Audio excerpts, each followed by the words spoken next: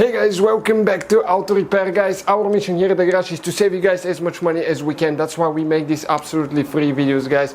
Let's go ahead and start on it now.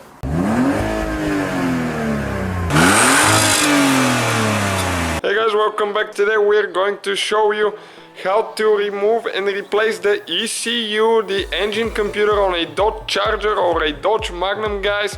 It will be the same. That's a Magnum right here, and we have a Charger as well right there. The same procedure for both.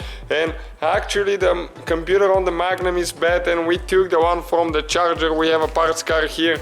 Okay, that one right here, guys. So now we'll show you how to remove it, how to replace it, and we will also have a video on our channel how to program it to make it work on your car, because otherwise it will not work.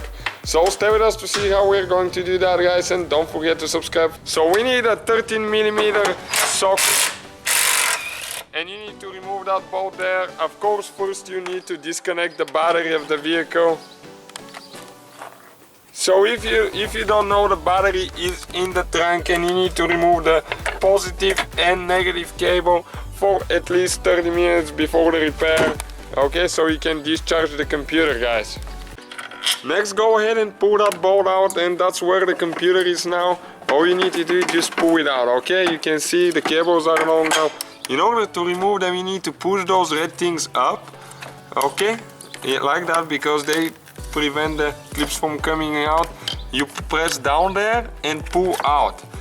And okay, as you can see, they're color coded, so you cannot mess those up. White with white, orange with orange, and black with black. So now we're going to install the other computer, okay, the one right here, and we'll show you how to install it now.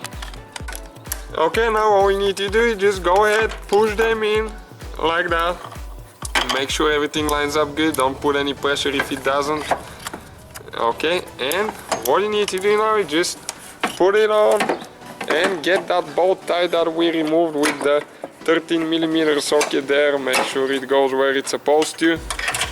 Okay, it's pretty simple, guys, not a complicated vehicle at all. Chargers, Magnums. All we have left, guys, is to go and connect the battery now right here. Okay, guys, that's how you remove it, that's how you replace it. We will also have a video on our channel.